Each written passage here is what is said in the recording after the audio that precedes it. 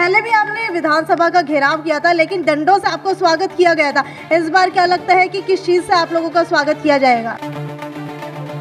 सही, हमारे सरकार गोलियां मरवा दे, हम पीछे नहीं हटने वाले। मनोहर लाल खट्टर ने भी हाथ जोड़ के माफी मांगनी पड़ेगी ग्रामीण लोगों से, सरपंचों से।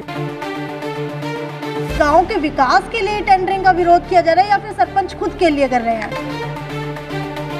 सरकार की लाठी और पानी की बौछारों के बाद फिर से एक आंदोलन लंबा खिंचता चला जा रहा है। आपको बता देते हैं कि पहले आप लोगों ने देखा था कि इतिहास के अंदर किसान आंदोलन लंबा खिंचता चला गया था, लेकिन अगर अब बात की जाए तो अब सरपंच झुकने को तैयार नहीं है।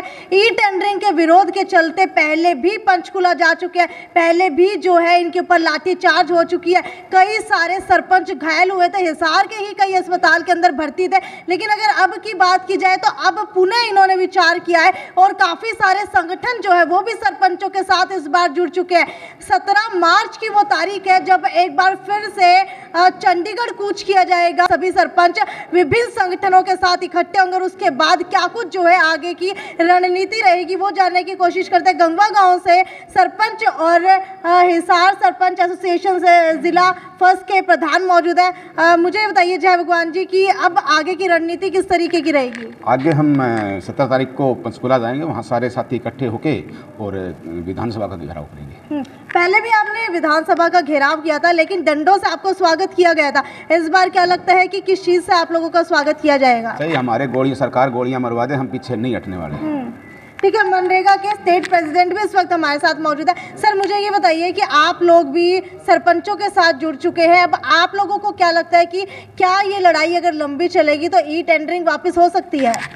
ऐसा है, सबसे पहले तो आपके जितने दर्शक हैं आपके चैनल का हम धन्यवाद करते हैं।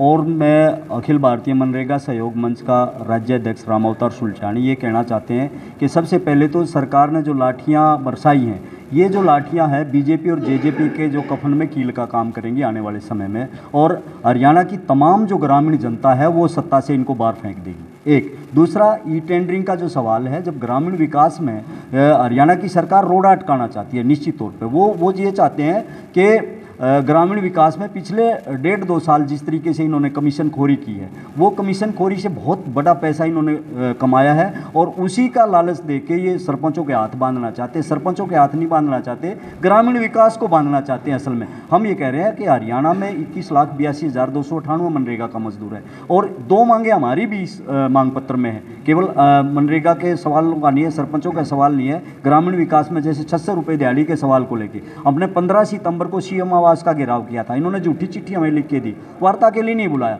सरकार ये यदि समझती है कि लठ से डंडे से यदि हम दबा देंगे तो यहाँ इनके जो आका हैं बड़े मोदी साहब ने भी घुटने टेके और निश्चित तौर पर हम कहना चाहते हैं कि मनोहर लाल खट्टर ने भी हाथ जोड़ के माफ़ी मांगनी पड़ेगी ग्रामीण लोगों से, सरपंचों से। और तमाम ये जो ई टेंडरिंग का ये जो फंडा लेके आए हैं, 2 लाख का जो फंडा लेके आए, ये वापस किया जाना चाहिए। और इसी के साथ हम ये भी कह रहे हैं कि मनरेगा के मजदूरों की 600 रुपये दिहाड़ी इस ऐप को बंद किया जाना चाहिए। इन तमाम लोगों को लेके, इन तमाम सवालों को लेके हम मनरेगा का जितना मजदूर है वो 17 तारीख के घेराव में और हिसार जिला से हजारों और पूरे हरियाणा से हजारों। लेकिन मुख्यमंत्री खट्टर तो पहले ही ऐलान कर चुके हैं कि वो ई टेंडरिंग वापस नहीं लेंगे और पंचायत मंत्री देवेंद्र बबली भी उनके साथ है।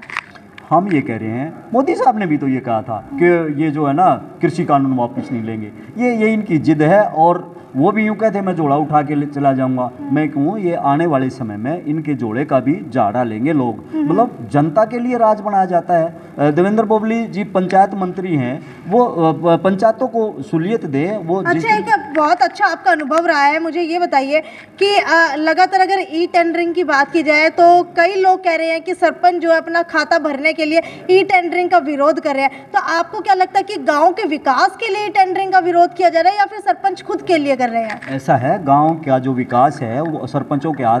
2 लाख में हम ये कह रहे हैं कि एक गली भी नहीं बन सकती। मतलब 500 फुट का जो टुकड़ा है यदि ठीक ढंग से उसको मेंटेन किया जाए, ठीक मेंटेन, वो भी नहीं हो सकता। तो पूरे गांव के लिए करोड़ों रुपए के ज़रूरत है। तो ये खास करके ग्रामीण विकास के सवाल को लेकर सरपंच और दूसरे जो लोग हैं वो लड़ रहे। पिछला जो आपका कूच रहा था जिसके अंदर आप लोगों के ऊपर डंडियां बरसाई गई थी, उस समय ऐसी क्या गलती रही थी जो इस वक्त आप दोहराएंगे नहीं दोबारा?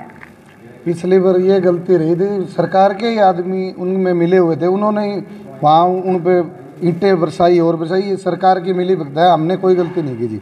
हमारा शांतिपूर्ण था, वो झगड़ा होने के 10 मिनट बाद हमने दोबारा मोर्चा रख दिया और हम वहाँ बैठे रहे, हमने कोई ऐसी हरकत नहीं की। ये सारी सरकार की सोची समझी साजिश है जी। आज हमारी हिसार फर्स्ट की सभी सरपंचों की मीटिंग है और ये मनरेगा से अपने स्टेट प्रेसिडेंट है भाई साहब, तो हमारा ये है जी, हमने आज ये फैसला लिया है कि 17 तारीख को हर गांव से 20-30 आदमी हर गांव से जाएंगे जी। 17 तारीख को घेराव करेंगे और 18 तारीख से अपना धरना हम फर्स्ट सेकंड ब्लॉक का ब्लॉक स्तर पे धरना जारी रखेंगे। ये सरकार नहीं मानने वाली। आप बता रहे थे जैसे कि खट्टर नहीं माने, इनके 10 महीने बचे हैं जी।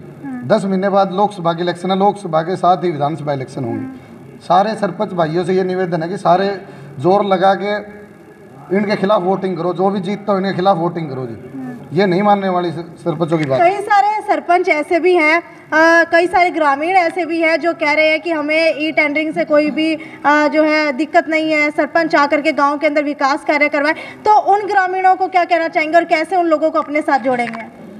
सर, इसमें मैं अखिल भारतीय मनरेगा सहयोग मंच से राजेश कुमार ब्लॉक नानू से, सर इस विषय में हम ये कहना चाहेंगे कि जो लोग इस तरीके कह रहे हैं कि भाई सरपंचों के विपरीत है ये ई टेंडरिंग का मामला, लेकिन ऐसा कुछ नहीं है। ये मामला सिर्फ गांव के विकास के लिए है और जो ये सरपंच महोदय साहिबान है इसमें सभी वर्ग इनके साथ मिला हुआ है और ये सरकार सिर्फ इनको झुकाना चाहती है। लेकिन ई टेंडरिंग का ये इसमें फंडा ला करके न गांव के विकास को रोकना चाहती है सरकार, और इसीलिए मतलब सरकार ने पीछे 1.5 साल से ही मतलब लोगों को ताना बाना बना के ये अपने चहितों को खुश करना चाहा इन्होंने।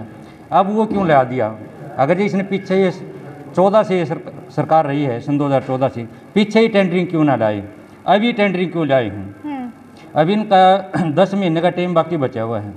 हम सभी सरपंच साहिबान से भी वो मांग करना चाहेंगे अखिल भारतीय मनरेगा सहयोग मंच की तरफ से, आने वाले समय में ये बीजेपी को हर कदम पैर आने का काम करे, ताकि इसने बीजेपी ने पूरे भारत में ही इसने सभी वर्ग को हिला के रख दिया है और ऐसा कोई भी वर्ग इसने नहीं छोड़ा जो कि कोई धरने प्रदर्शन नहीं कर रहा हूँ। और इसकी आड़ में सरकार के 2 मायने हैं। एक तरफ तो ये जैसे कि टेंडरिंग वाला मुद्दा उठाती है, इसकी आड़ में कुछ और षड्यंत्र रचती है, कभी किसी को बेच देना, कभी किसी को कुछ बेच देना। ऐसा हम चाहेंगे कि इन चीज़ों पे भी जो हमारे सरपंच साहिबान हैं, अगर ये कहीं पे भी ऐसे सरकार के विपरीत अगर जो कोई बात आती है कि उस मंत्री ने ऐसे किया है, उसकी भी आवाज़ उठाए। अगर जो कहीं का कोई मंत्री भ्रष्टाचार किया हुआ। भगवान दास जी, मुझे ये बताइए कि अगर सरपंचों की संख्या की बात की जाए तो पिछली बार देखने को मिला था कि काफ़ी सारे सरपंच गए थे, लेकिन कुछ सरपंच ऐसे भी थे जो नहीं पहुँच पाए थे। तो इस बार कितनी संख्या के अंदर सरपंच जो है विधानसभा कूच करेंगे? पहले वाले से डबल जाएंगे उनसे। लगभग कितनी संख्या का अनुमान लगा करके चले? लाखों की तादाद में वहाँ पहुँचेंगे हम।